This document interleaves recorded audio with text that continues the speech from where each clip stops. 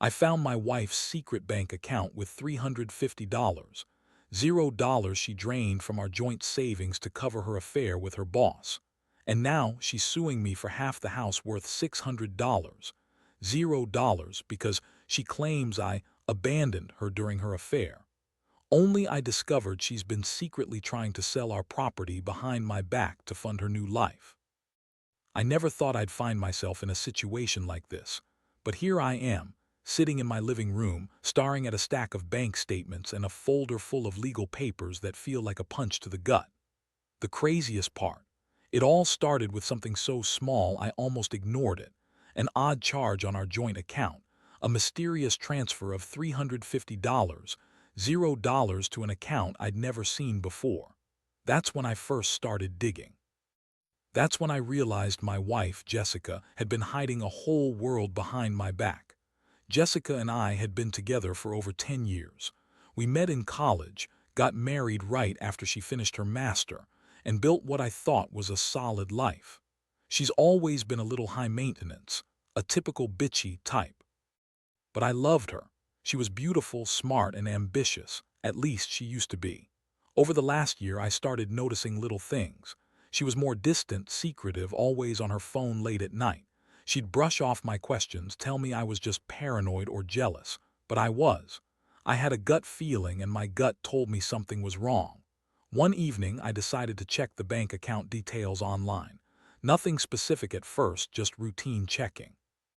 Then I saw the transfer $350, zero gone from our savings account, drained over a couple of months.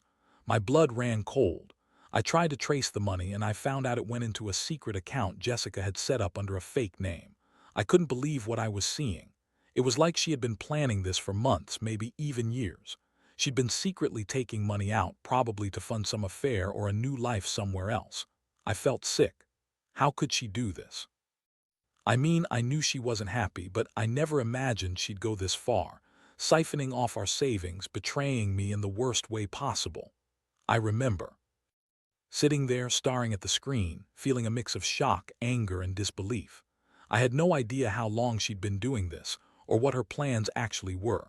Did she think I wouldn't find out? Was I just some fool she was planning to leave behind? These thoughts spun around my head like a tornado. The betrayal cut deeper than I ever thought possible. And then I found something even worse. A quick search through her emails and texts revealed she'd been talking to her boss, Mark, for months. Flirty messages, plans to meet up, even talk about how she was so over our marriage. It was obvious she was having an affair, and from what I could tell, she was planning to leave me for him. I felt like my world was crashing down.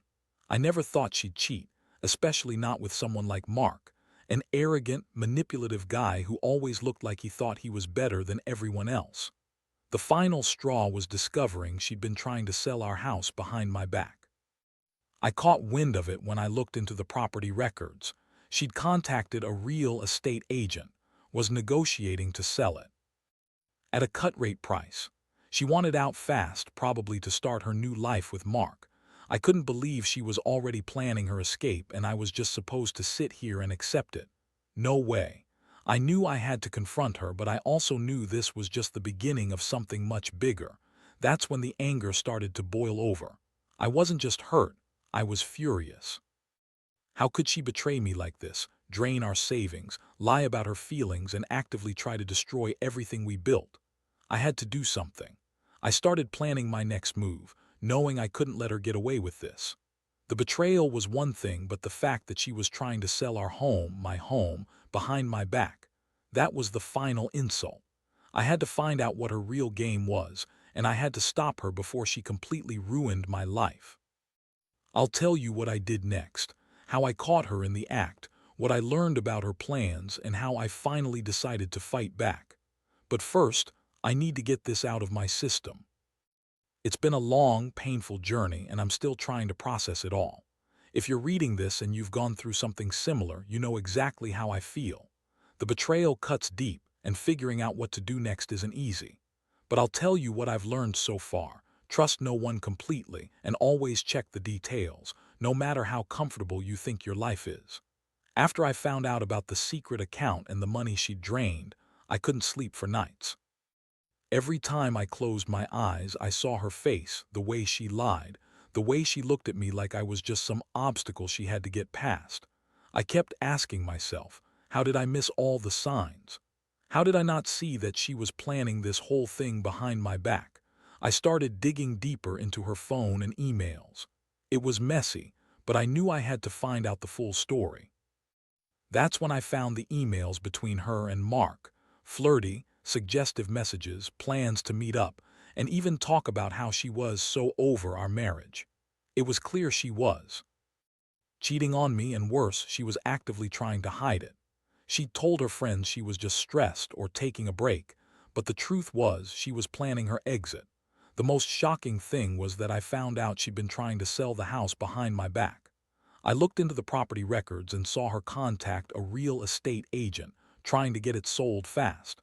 She was even negotiating prices, trying to get rid of it at a discount. I couldn't believe she'd already made up her mind to leave me to start over with Mark, all while pretending everything was fine. I remember the exact moment I realized she was serious. I confronted her one night about the emails. I caught her off guard.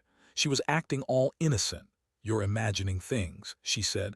"I would never do that." But I had proof.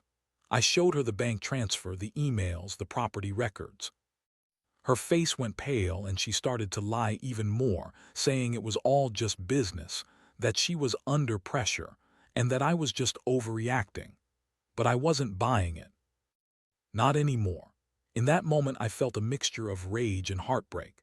How could she lie so effortlessly? How could she betray me like this after everything we'd been through? All the promises, the nights we spent talking about building a future, that was all gone now. I realized she never loved me the way I loved her. She'd been planning her escape from the beginning, and I was just too blind to see it. So I decided I had to act fast. I couldn't let her sell the house, not without a fight. I contacted a lawyer and started to prepare for a legal battle. I also decided to confront her directly one last time to get her to admit everything.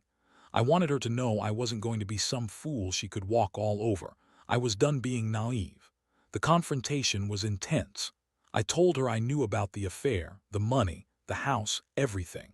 She tried to deny everything at first, but I had the evidence. Her face twisted with anger and frustration. She called me paranoid, accused me of trying to control her, and said I was just jealous because she was more successful than me. She even had the nerve to say she was doing this for us, that she wanted a better life, but I saw right through her. She was only thinking about herself, about her new life with Mark, and she didn't care what it did to me. That night, I felt like I'd been punched in the stomach again. It was one thing to suspect she was cheating, but to have it all confirmed, along with the financial betrayal and her plans to sell the house, I felt completely shattered. The woman I loved, the woman I thought I knew, was gone, replaced by someone who only cared about herself. I was furious, hurt, and mostly I felt betrayed on every level. I didn't know what I was going to do next, but I knew I couldn't let her get away with it. I had to fight for what was mine, my house, my life, my dignity. The emotional toll was overwhelming. I kept asking myself how I let it get this far. How did I not see the signs? Was I blind? Did I miss the little things? I felt so stupid, so betrayed, but deep down, I knew I had to be strong. I had to stand up for myself, for what was right. I couldn't let her ruin everything without a fight. The next step was clear. I had to take control of the situation, and that meant legal action, stopping her from selling the house and figuring out what my next move would be. I've learned that trust is a fragile thing, and once it's broken, it's almost impossible to repair.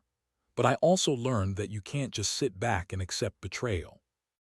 You have to fight for yourself, even if it means going to war with someone you once loved.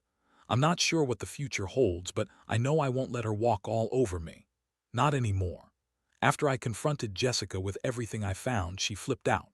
Honestly, I expected her to deny it, to make some excuse about being overwhelmed or stressed, but her reaction was even more revealing. She started yelling, calling me paranoid, insecure, and accused me of trying to control her life. She sat there, eyes blazing, and told me I was just jealous because she was more successful than I was. That really hit me hard, her trying to gaslight me, turning it around like I was the bad guy. She kept insisting she was doing everything for us, that the money she took was for a better future, and that I was just too insecure to see it. She said she needed to get out because I wasn't enough anymore, that I was holding her back. I couldn't believe her. She was lying through her teeth, trying to make me doubt myself. But I had the proof. The bank statements, the emails, the property records, they all told a different story. That night I realized I had to get serious. I contacted my lawyer first thing the next morning. We drew up papers to freeze her accounts, including the secret one, and I started the process of stopping her from selling the house. I also hired a private investigator to dig into her activities further. I needed to know if she was planning something else, if there were more lies hiding behind her words. The more I uncovered, the angrier I got. She'd been planning this for months, maybe longer. She drained our savings to fund her affair, and now she wanted to walk away with half the house. That was beyond betrayal. Meanwhile, Jessica was still trying to spin her story. She kept crying, saying she was so stressed, under so much pressure, and that I was overreacting. She claimed that the money was just a loan she'd taken out to invest in her career, and that the whole house thing was just a misunderstanding. She insisted she loved me, that she wanted to fix everything, but I wasn't buying it anymore. I could see right through her fake tears and her manipulative words. She was trying to save her own ass, and she didn't care what it did to me. I decided I needed to confront her again, face to face, and get her to admit everything openly. I told her I knew about her affair, the money, and the house. I told her I wasn't going to let her get away with it, that I was going to fight to keep what's mine. She looked at me with this icy, bitchy smirk and said, "You're just jealous because I'm finally free." That was the moment I realized she was beyond saving. She didn't care about our marriage, she only cared about herself and her new life. I packed a bag that night, not knowing exactly what I'd do next, but knowing I couldn't stay in the same house with her. I felt like I was losing my mind, betrayed on every front. The woman I loved, the woman I trusted, was gone, replaced by someone who only cared about her own happiness, even if it meant destroying everything we had. I knew I had to take control of the situation to protect what was left of my life. In the days that followed, I started the legal process to get a court order to prevent her from selling the house. I also filed for divorce, knowing I couldn't stay married to her after all this. I felt numb most of the time, angry and hurt, but I also felt a strange sense of clarity. I realized how blind I'd been, how much I'd given her the benefit of the doubt for too long. No more. From now on, I'd focus on rebuilding, on making sure she didn't walk away with everything. Looking back, I've learned some harsh lessons. Trust is fragile, and even the people closest to you can betray you in ways you never imagined. You have to be vigilant, especially when it comes to money and secrets. And most importantly, you can't let anyone take advantage of your kindness or naivety. I don't know what the future holds now, but I do know I won't be a victim anymore. I'll fight for what's mine, and I'll move on from this nightmare. It's going to be a long road, but at least I'm finally taking the first step to reclaim my life. The legal battle kicked into high gear faster than I expected. Jessica, of course, was throwing everything she had at me, lying, twisting facts, and trying to manipulate the situation to her advantage. She hired her own lawyer, an aggressive woman who seemed to enjoy dragging things out. Jessica kept insisting I was abandoning her, even though I was the one fighting to keep what was ours.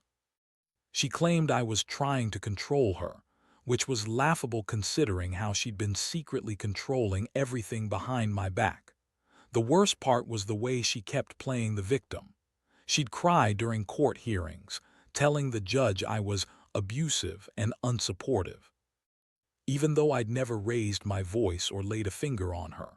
All I wanted was to stop her from selling our house, to protect my rights, and to get some clarity on the money she'd drained.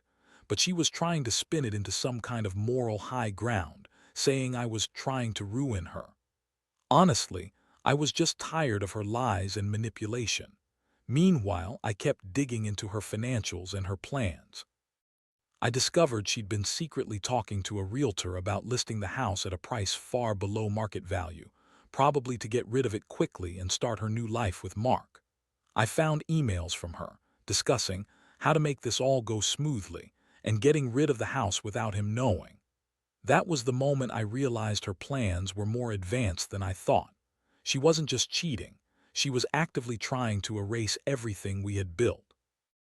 I also learned she'd been secretly transferring more money into her accounts, trying to hide the last of the funds. I got access to her bank statements, and it was clear she was desperate to cover her tracks. She'd even tried to set up a new bank account under a different name, probably to stash away more money before she left. It was like watching a crime unfold in real time, but instead of police, I had a lawyer and a court order. I knew I had to stay ahead of her, keep her from pulling off her final moves, and make sure I didn't get blindsided again.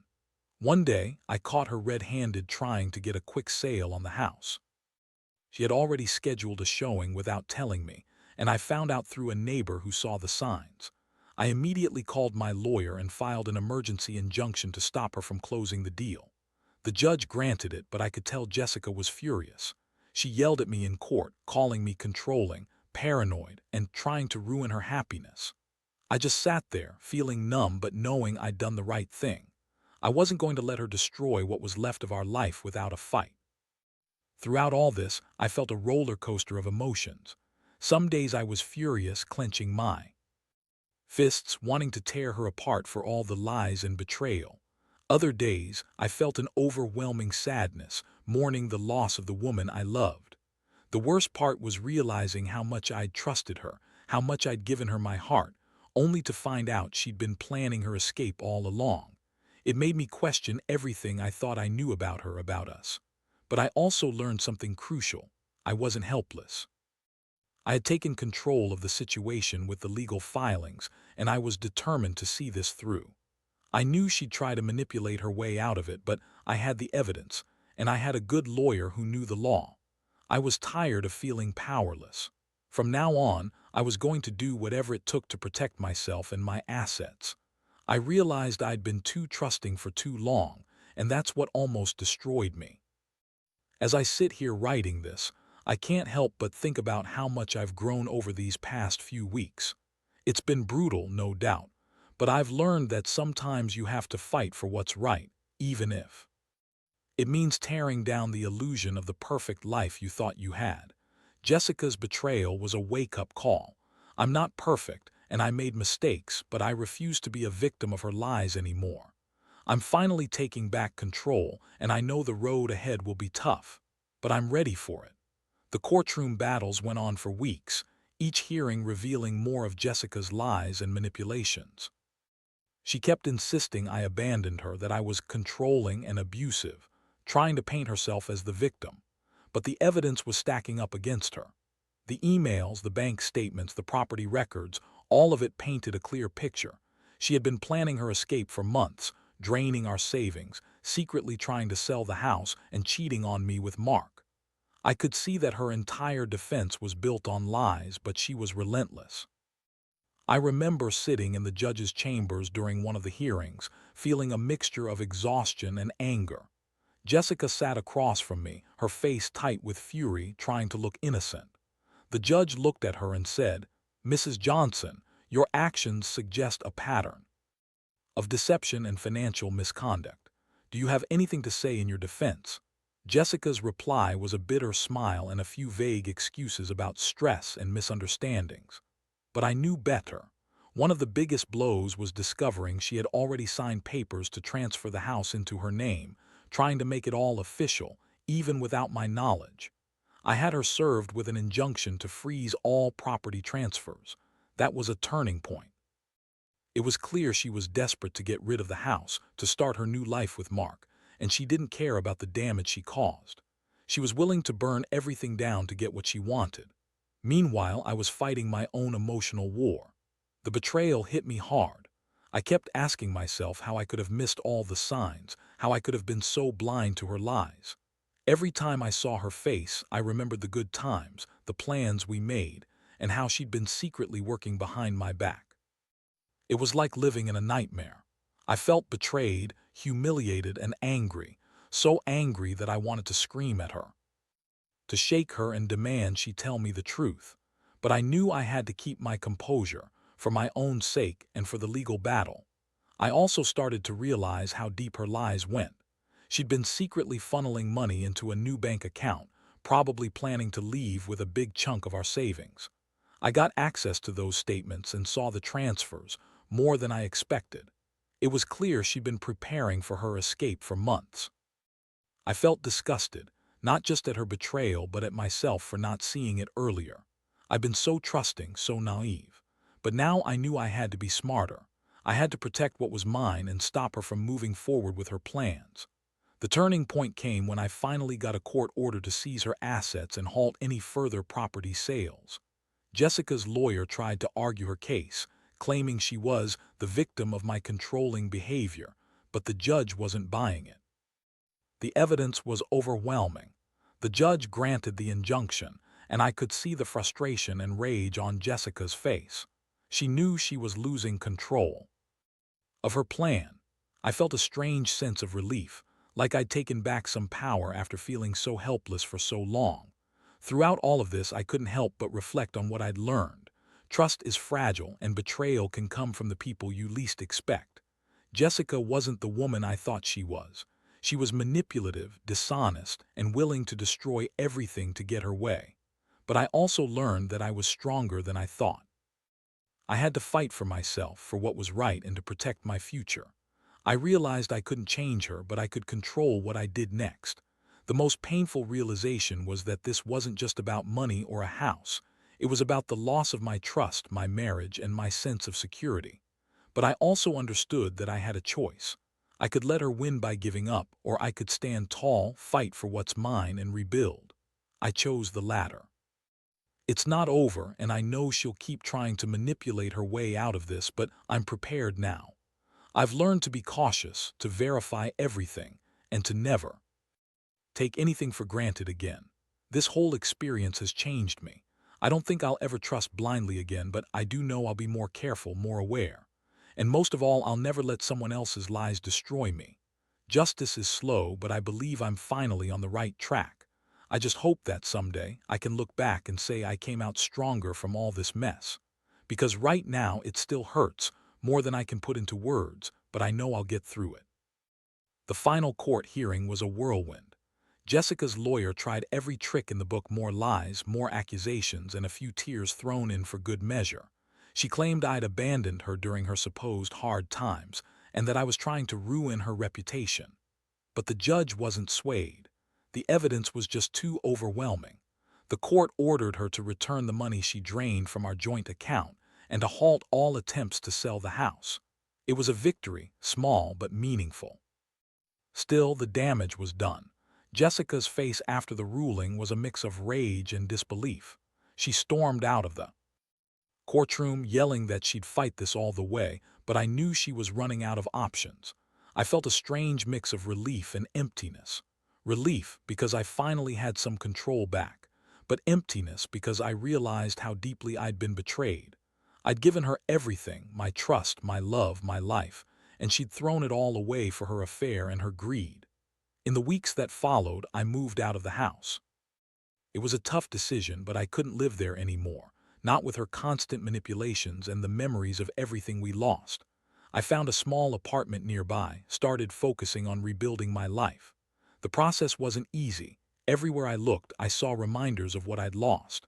But I also saw an opportunity to start fresh, to learn from my mistakes, and to be smarter about who I trust. Jessica, meanwhile, tried to fight back with more legal appeals, but the courts had seen enough. The evidence was irrefutable. She eventually gave up her fight over the house, and the court awarded it to me. She walked away empty-handed, her reputation tarnished and her plans thwarted. I knew she'd try to spin this as a victory, but deep down, I understood she'd lost her credibility and her grip on reality. Looking back, I've learned a lot. About trust, about betrayal, and about how people can change when they're driven by greed and selfishness. I also learned that revenge isn't always about getting back at someone. It's about protecting yourself, standing your ground, and refusing to be a victim. I spent so much time blaming myself, questioning my worth, but now I see it clearly. I was the victim of her lies, her manipulations, and her greed. She wanted to erase everything, but I fought to keep what was mine. Most importantly, I've come to realize that life goes on. No matter how deep the betrayal, no matter how broken you feel, you can rebuild. It's not about revenge anymore. It's about healing and moving forward. I've started therapy, focusing on my own growth, and I'm slowly learning to trust again, not blindly but cautiously. I've come to accept that some people are just not who they pretend to be. That's a hard lesson, but a necessary one. Now I'm more cautious with my money, my trust, and my heart. I won't let anyone manipulate me again. I've built a new life, one based on honesty and integrity, and I'm finally starting to feel like myself again. Betrayal doesn't define me, how I respond to it does. I hope anyone reading this who's going through something similar knows they're not alone. Trust is precious, and when it's broken, it hurts like hell, but you can survive. You can come out stronger, and eventually you can find peace again.